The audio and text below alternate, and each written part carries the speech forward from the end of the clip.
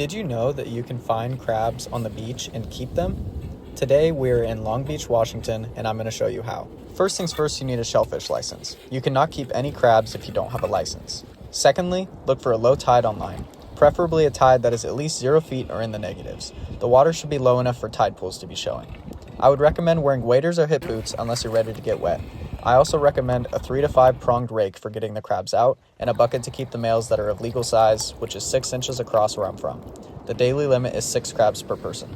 Once you find some tide pools, walk down to them and look for crab. Dungeness crabs have multiple ways of showing. The first way is the entire crab is exposed. This is more rare, but it makes it easier to find them.